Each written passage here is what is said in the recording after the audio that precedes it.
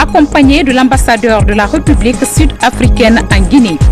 Publication des résultats des examens de sortie de l'enseignement technique et professionnel avec un taux de 77% de réussite. Ils sont 9 505 admis sur 12 311 candidats. Barrages érigés, véhicules vandalisés, des citoyens dépossédés de leurs biens et la circulation interrompue. C'était ce matin sur l'axe Amdalaï-Koza.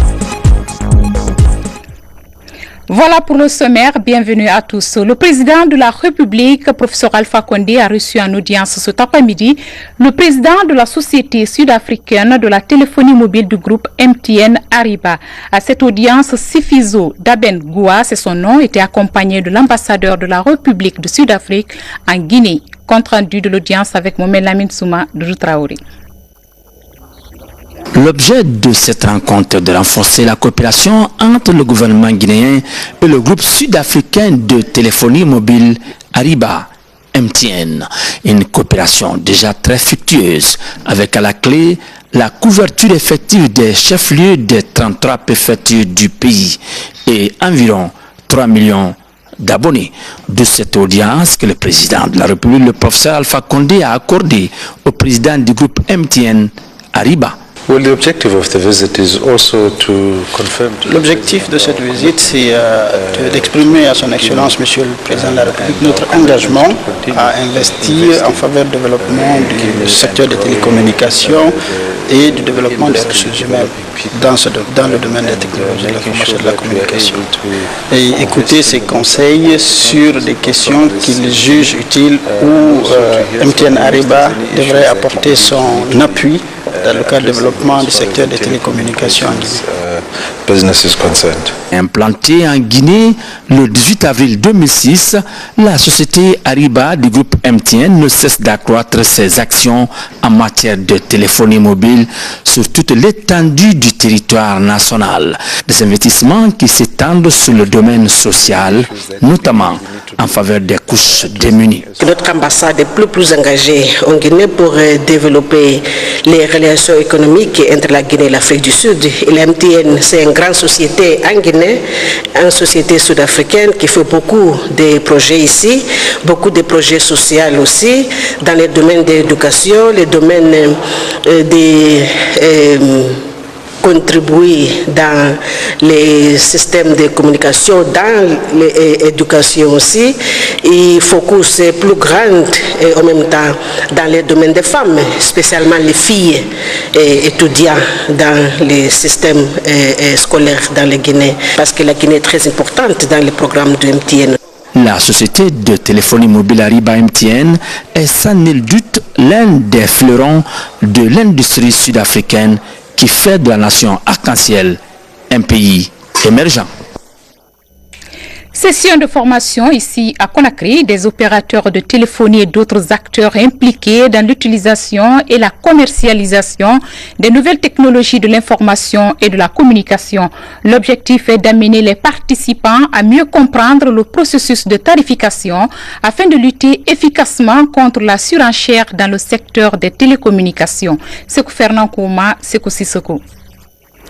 Cet atelier vise à mieux informer les opérateurs de téléphonie, les fournisseurs d'Internet et quelques universités sur les calculs des coûts d'interconnexion des réseaux de télécommunications. La rencontre matérialise le plan d'action 2013 de l'autorité de régulation des postes et télécommunications. Durant 2 jours, les participants vont discuter des principes de modélisation des coûts. L'objectif, c'est que chaque client, peu importe son point d'entrée, c'est-à-dire son fournisseur d'accès, ait la possibilité de bénéficier de l'ensemble des services qui sont mis à disposition dans cet écosystème des TTIC. Ceci passe nécessairement par l'interconnexion des réseaux, et cette interconnexion doit être régie par un certain nombre de règles, par un certain nombre de coûts applicables. Ces coûts doivent être fixés en tenant compte des charges supportées par les opérateurs, du pouvoir d'achat des différents consommateurs, afin de ne pas introduire sur le marché ce qu'on appelle les distorsions de concurrence ou toute autre forme de surenchère préjudiciable aux consommateurs. L'échange pour cet atelier, c'est de faire comprendre aux différents acteurs qu'une bonne régulation du marché de gros permet bien sûr au marché des détails de bien se comporter. Et vous allez voir que les distorsions observées sur le marché de gros se déteignent sur le marché de détail. Par contre, s'il est bien assaini, bien organisé, bien élaboré, bien conduit par l'autorité de régulation, vous allez voir que c'est le consommateur qui va en profiter. Cet atelier va renforcer la concurrence saine sur le marché des télécommunications en Guinée. Pour l'autorité de régulation des postes et télécommunications, la maîtrise de la réglementation des tarifs de détail et de gros permet de renforcer la protection des consommateurs. Les résultats des examens de sortie de l'enseignement technique et professionnel ont été publiés ce mardi sur toute l'étendue du territoire national. Ce matin, dans les écoles techniques de la capitale, joie et tristesse se lisaient sur le visage des candidats. Ils sont 9 505 admis sur les 12 311 qui ont passé le concours, soit un taux de réussite de 77%. Moussa Komara, Alia Kamara. Ils sont nombreux ce matin à rallier l'école normale des arts et métiers. Candidats et délégués des écoles techniques sont à l'attente des résultats. Le directeur régional de l'enseignement technique de Conakry distribue les résultats aux délégués des écoles techniques. Quant aux étudiants de l'ENAM, ils attendaient toujours leurs résultats.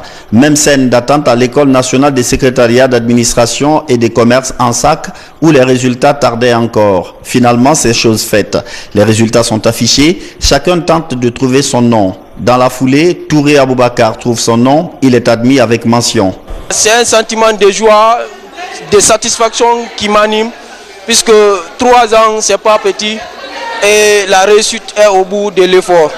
Je suis heureuse de revoir que j'ai eu mon examen de sortie, et j'encourage ceux qui n'ont pas eu aussi à leur examen de prendre courage pour l'année prochaine. À l'ANSAC, les heureux candidats manifestent leur joie et les malheureux continuent à méditer sur leur échec, alors que le corps professoral se félicite du taux de réussite cette année.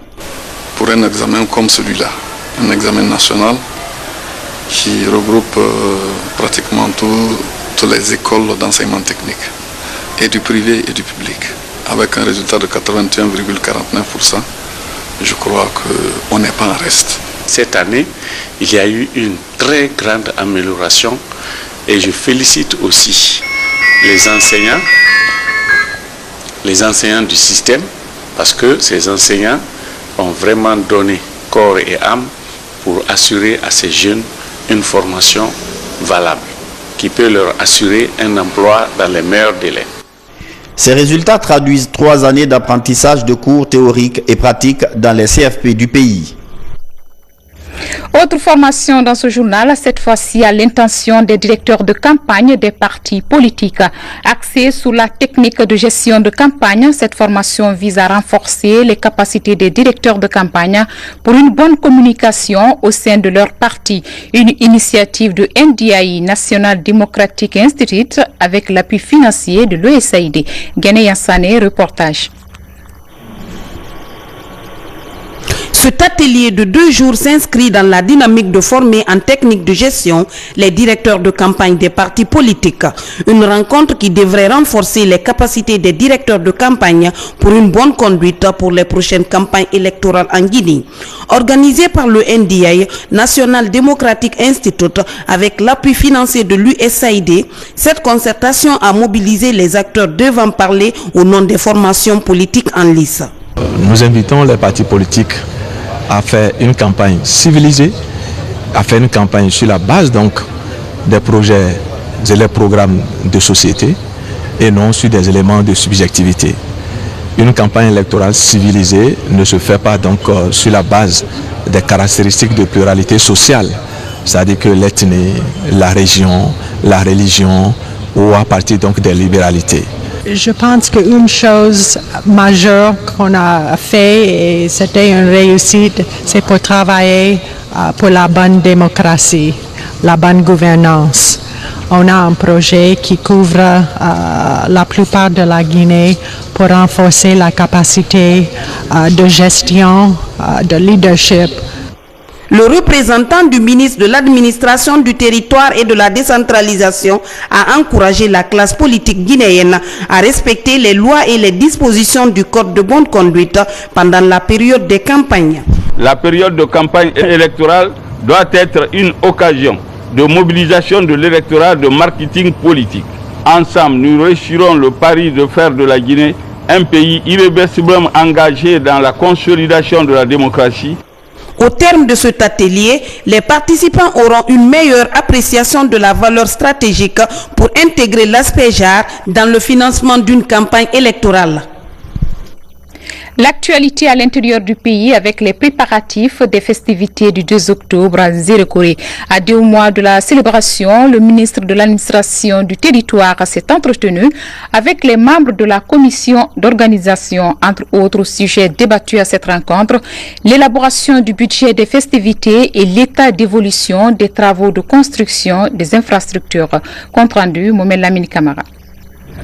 Le ministre de l'administration du territoire et de la décentralisation touche du doigt l'état d'avancement des travaux de construction et de rénovation des infrastructures.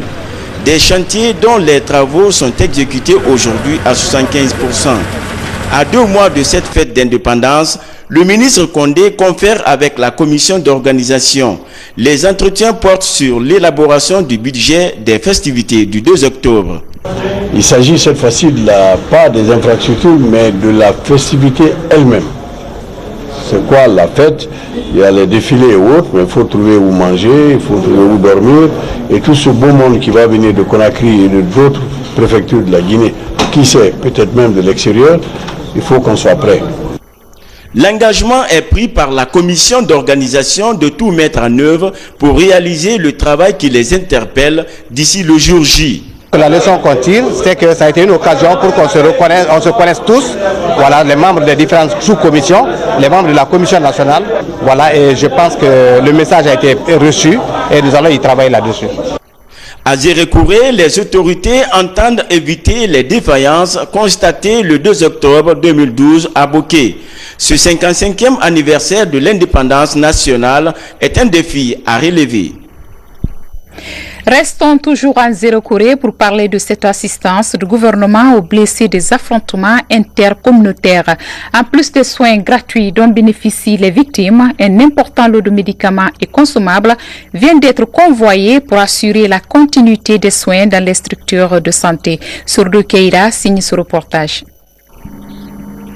Depuis l'éclatement des violences intercommunautaires qu'a connu la région forestière, les services de santé de la région sont à pied d'œuvre pour offrir aux blessés les soins nécessaires.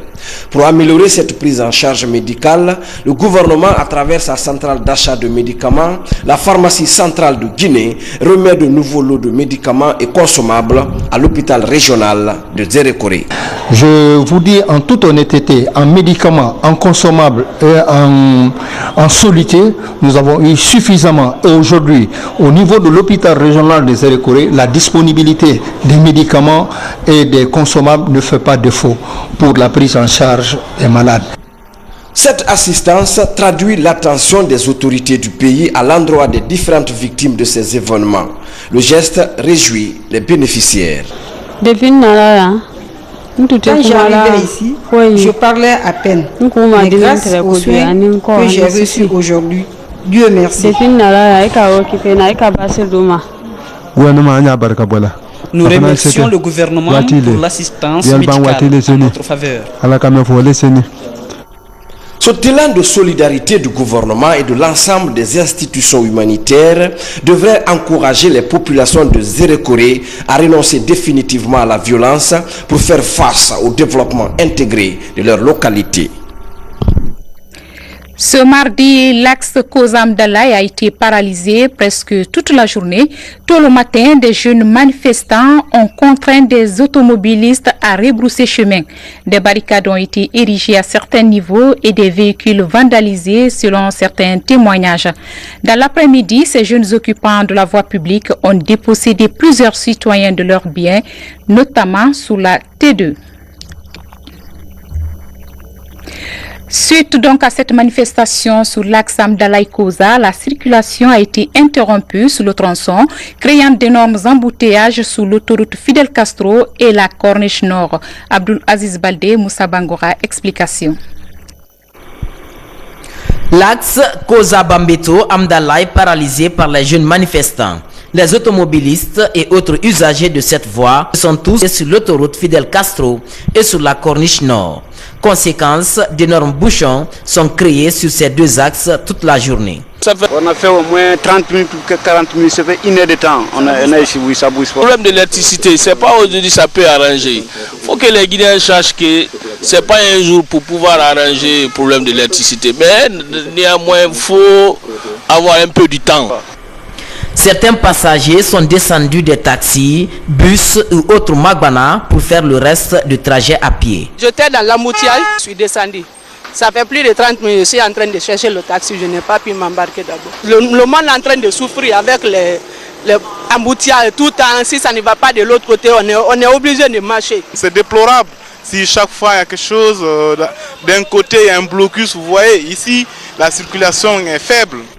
Ces embouteillages sur ces deux axes ont eu des impacts sur les activités quotidiennes des citoyens de la capitale. La desserte en électricité dans la banlieue de Conakry, plus que d'actualité, pendant que le gouvernement s'active pour satisfaire les populations, d'autres personnes mal intentionnées procèdent au vol des matériels électriques. D'où cette campagne de sensibilisation organisée par l'ONG AVACAD dans la commune de Ratoma. Nous vous proposons la cérémonie de lancement de la campagne avec Yaya Silla. Ce poste cabine électrique a été installé récemment dans le quartier Nungo Cimetière. Les câbles du poteau érigés pour sa protection ont malheureusement été sectionnés par des voleurs. C'est un fait courant qui relance le débat sur la problématique de desserte d'électricité dans les quartiers de banlieue de Conakry. Ce matin, cette rencontre de sensibilisation des élus locaux de la commune de Ratoma a eu lieu. L'association des volontaires d'appui aux communautés pour le développement est à l'initiative de la rencontre. Construit dans les années 60, le réseau de distribution actuel est non seulement dépassé, mais subit tous les jours des surcharges et des chutes de tension excessives, ce qui entraîne une dégradation progressive de la tension, d'isolation des supports, des sectionnaires, ainsi que le non-fonctionnement et la vétusté de certains équipements de protection dans les sous-stations qui, d'une technologie dépassée, sont devenus également obsolètes. Le projet de réhabilitation des réseaux électriques de Conakry est financé par la BAD et la BID. Il vise à améliorer les dessertes en électricité de la ville de Conakry. Depuis son lancement en 2008, plus de 300 km de réseaux à moyenne et basse tension sont en exécution. Si ce projet n'est même pas terminé, on commence à vandaliser ces installations, ça ne peut pas encourager. C'est dans ce sens que nous appelons tous, à ce qui nous concerne, de veiller sur ces installations. Les chefs de quartier présents à cette rencontre se sont réjouis de ces échanges avec les responsables du projet PREREC. Ils ont énuméré certaines préoccupations, notamment la prestation clandestine de quelques agents DDG et la vente de matériel électrique au marché public. Religion, en ce mois saint de Ramadan, les fidèles musulmans intensifient la lecture du Saint-Coran dans les différentes mosquées. Une manière pour ces croyants de se rapprocher du Tout-Puissant et d'implorer sa grâce afin qu'il répande sa miséricorde sur ses serviteurs.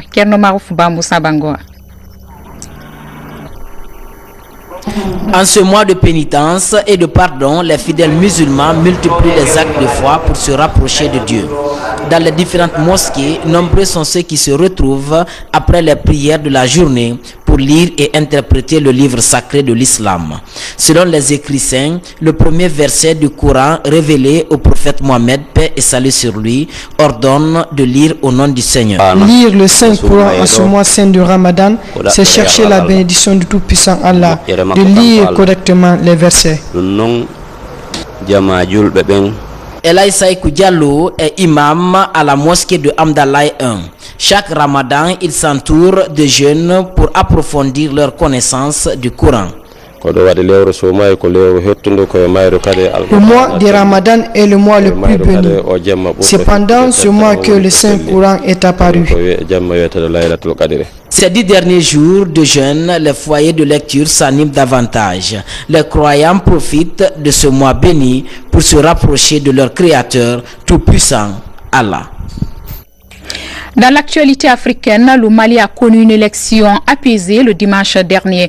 Actuellement, l'heure est au dépouillement des résultats. Lors d'un point de presse, le ministre malien de l'administration du territoire a annoncé les premières tendances. Pour le premier décompte, le ministre a précisé que le candidat de Rassemblement du peuple du Mali, Ibrahima Boubacar Keïta Ibeka, est largement en tête avec plus de 80% des voix. Les précisions avec notre envoyé spécial au Mali, Ansoumane Toumani Kamara, jointe au téléphone par Amara Kamara de la Radio Nationale.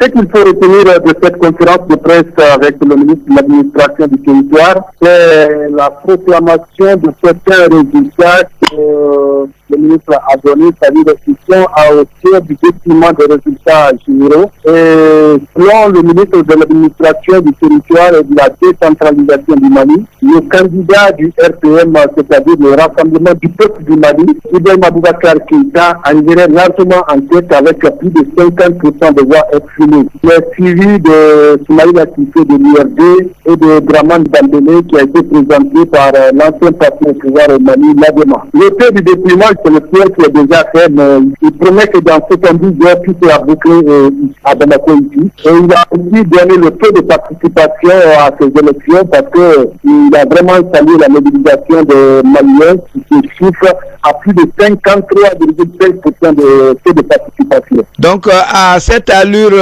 on pense qu'il n'y aura pas un deuxième tour au Mali. Selon le ministre Moussa Sinko Koulibaly, si cette tendance se confirme, franchement, il n'y aura pas de second tour parce que IBK débat largement les 28 autres candidats. Parce que déjà, avec le tiers, il est à plus de 50%. Quelle est l'atmosphère qui prévaut dans le pays, au Mali? Bien, sur l'ensemble du territoire, nous sommes présentement à Bamako, il y a un calme. Et juste après la proclamation de ces résultats partiels par l'administration du territoire malien, l'un des organes de gestion des élections, certains citoyens sont déjà sortis dans la rue pour manifester leur joie, mais déjà, le calme est là, les activités quotidiennes ont repris sans problème et c'est vraiment la sérénité qui règne sur l'ensemble du territoire malien.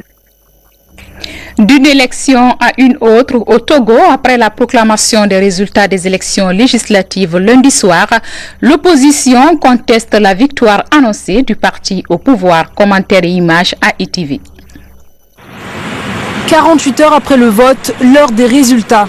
D'après la commission électorale togolaise, le parti au pouvoir remporte largement les législatives avec une majorité absolue, 62 des 91 sièges. L'Union pour la République du président Faure Gnassingbé conforte ainsi son assise au sein du Parlement. À peine annoncés, les résultats sont déjà contestés par l'opposition. Le collectif Sauvons le Togo, arrivé deuxième avec 19 sièges, dénonce fraude, irrégularité et parle d'une mascarade électorale. Le mouvement à l'origine d'une vague de manifestations anti-gouvernementales entend poursuivre le combat. Il devrait déposer un recours auprès de la Cour constitutionnelle chargée de valider ou non les résultats.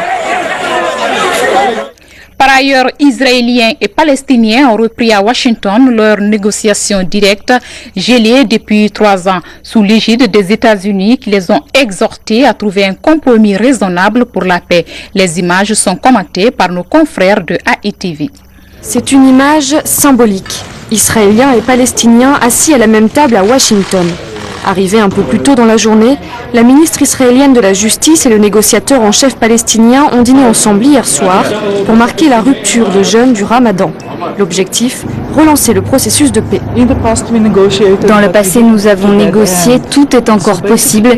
Donc j'espère que les deux côtés comprennent maintenant que ces négociations sont dans l'intérêt de nos deux peuples pour trouver un accord et mettre fin au conflit. Un conflit de plus de 60 ans. Il porte notamment sur le tracé des frontières et les colonies juives en Cisjordanie et à Jérusalem-Est. Sous la médiation du secrétaire d'État américain John Kerry, la rencontre a été qualifiée de productive. Un optimisme toutefois prudent après de multiples échecs de négociation. Pour avancer, ce n'est pas un secret qu'il s'agit d'un processus difficile. Si c'était facile, on aurait trouvé une solution il y a longtemps. Ce n'est pas un secret que les négociateurs vont devoir faire des choix difficiles. Du côté des habitants, l'espoir d'un compromis entre les deux peuples est encore faible. Palestiniens et Israéliens restent sceptiques. C'est le début de la fin pour les Palestiniens. Ce ne sont pas des négociations pour mettre fin à l'occupation ni aux colonies en Cisjordanie. Il était temps de démarrer ces pourparlers. Malheureusement, je pense que rien de bon n'en sortira. Ni l'un ni l'autre ne sont prêts à négocier. Les négociations pourraient durer au moins 9 mois, mais aucune date butoir n'est précisée. Un petit mot de sport avant de clore ce journal. Dans le cadre de l'exécution de son plan d'action annuel, la Fédération guinéenne de boxe organise son championnat du 29 juillet au 2 août 2013 au Palais des Sports du stade du 28 septembre. Ce championnat regroupe les boxeurs de Conakry et de l'intérieur du pays. Traoré Kadietou. C'est devant un parterre de personnalités du monde sportif de notre pays que le premier combat de ce championnat national de boxe a débuté. Dans la catégorie 64 kg, un seul combat était au programme. Kerno Alseni Baldé de Ratoma était opposé à Mamadou Mouktar Baldé. Et c'est Kerno Alseni Baldé du coin rouge qui l'a remporté. En catégorie 69 kg, 6 combats étaient au programme. Mamadou Konaté du coin rouge a battu Mamadou Ouri Diallo du coin bleu. Victoire de Pascal Monemou, coin rouge, face à Amara Saraba. Oumar Traoré gagne par forfait face à Mohamed Lamine Bari, absent. Mamadou Siré Keita gagne par arrêt de l'arbitre face à Aboubakar Kamara, coin bleu. C'est dans le cadre de l'exécution correcte des programmes d'activités établis par la Fédération guinéenne de boxe que nous organisons ce championnat, précédé par un stage de formation qui a commencé le 25 jusqu'au 28 juillet.